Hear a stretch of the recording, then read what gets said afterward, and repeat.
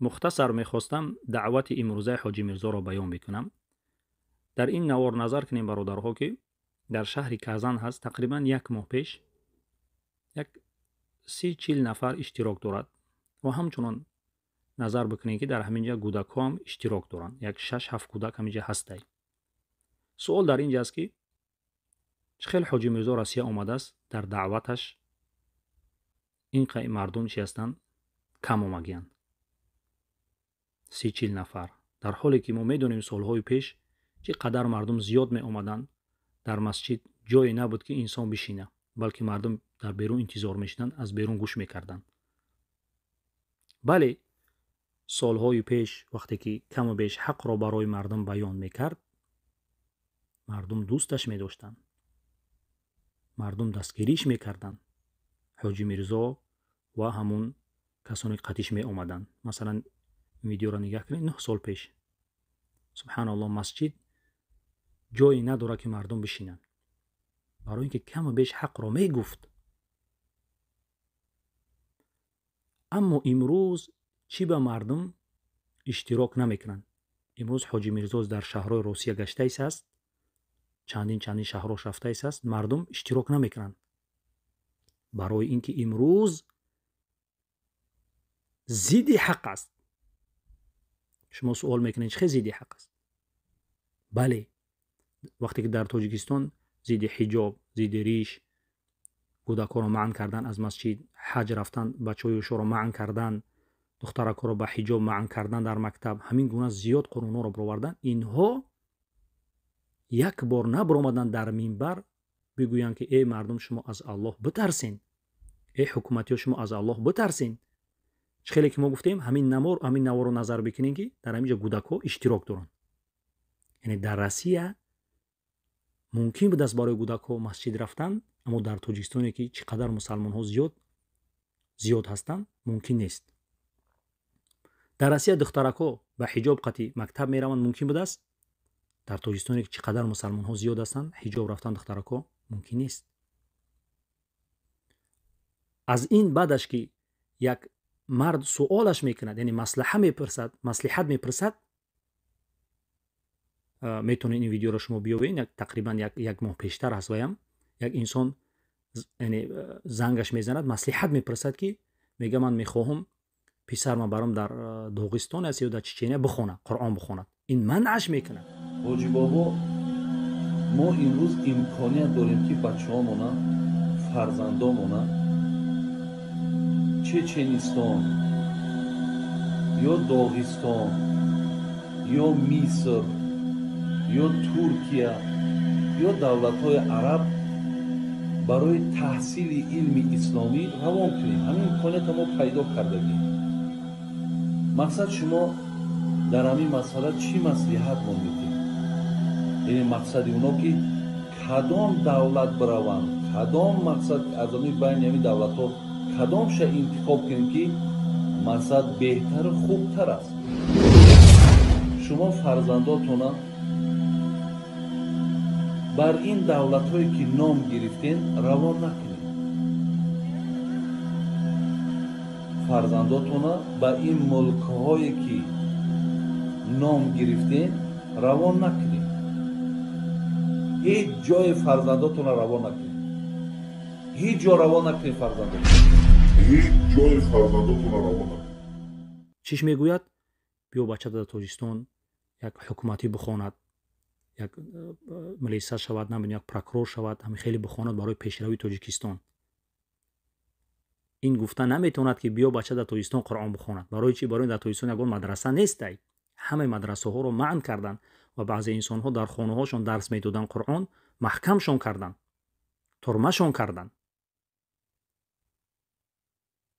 برای از این حال برآمدن یگان دروغ گفتن در کار.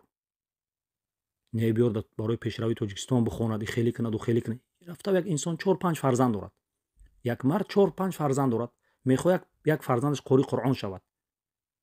و تو خوب میدانی حاجی میرزا که حکم قاری قرآن چی است؟ در نزد الله چقدر قدر دارند. و قاری قرآن کی را شفاعت میکنند؟ اولین شفاعتشون برای پدر و مادرشون است که برای پدر و مادر این گونه قاری ها قاری‌هایی که به خاطر الله میخوانند تاج در سر پدر مادرش میمونند که از آفتاب در روشن است. چقدر یک قدر و قیمت دارند در نزد الله. و این قاری قرآن الله سبحانه و تعالی امر میکند که ای انسان چقدر قرآن را حفظ کرده ای همون قدر درجت بالا میشود. قرآن را بخوان درجت بالا رفتن بگیرد. حکم این گونه انسان ها را میداند. فضل قاری ها را این میداند حاجی میرزا. اما در تاجیکستان یگان مدرسه نیست. باید یگان حیله و نیرنگ بکند تو که همین گونه انسان ها را از راه الله باز بدارد. تو بلکه میگفتی بیا در تاجیکستان قرآن را بخواند. اما در تاجیکستان جای قرآن خوانی نیست. برای اون قطع باید دروغ بگوی. چه خیلی گفتیم یک انسان 4-5 فرزند دارد. برای همین قرار وقتی که تو این گونه فتوا داده ایسای فتواهای باطل میتی مردم تو رو ترک میکنن. و در یک نواری ما دیدیم که در یک جا نشسته از قطع ملیسه ها چقدر مردم را سخنهای بد میگوید. یک توده خر هستند، توده گوسپند هستند. اعوذ بالله. همین مردمی که تو را چقدر اکرام میکردند، همین مردمی که چقدر تو را پول میدونند در شهر روسیه، این را همگی میدونند.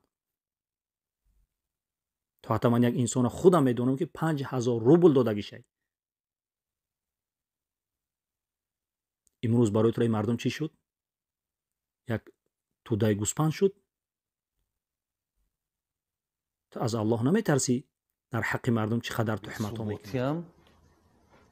میشد که استفاده بردن یک توده یک گوسفنده یک توده گوسفندی روز یک برنامه رو در رادیو آزادی دیدم یا که در فیسبوک دیدم یک خر پیش رفته است ای قریب 2000 گوسفند پیش خر رفته است ای قفوش گوسفند جنای سندست که خلاصه هاتون برورین خیر کس بنویسه یک کامنتاری.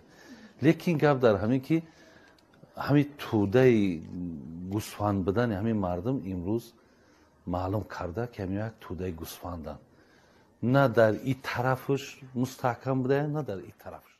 تو یک انسانی هستی که مردم تو رو هزارها گوش میکنن. تو باید حق رو بیان بکنی.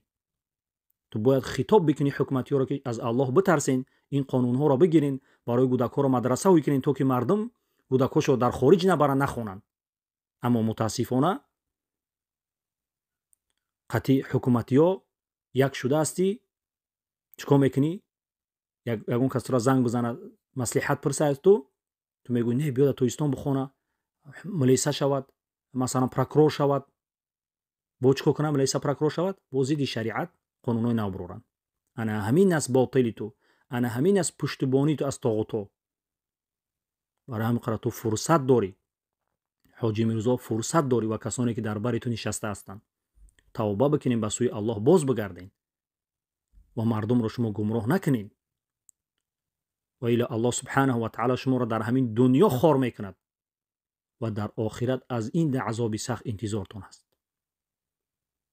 در این دنیایی که 2 روز است، این دنیای فانی ده، این دنیای امتحانه خارتون میکند. و الحمدلله ما دیده ایسیم که چقدر شما را مردم علاقه ترک کردن برای که پشتیبانی از باطل کیسین. سبحانك اللهم وبحمدك أشهد أن لا إله إلا أنت أستغفرك وأتوب إليك.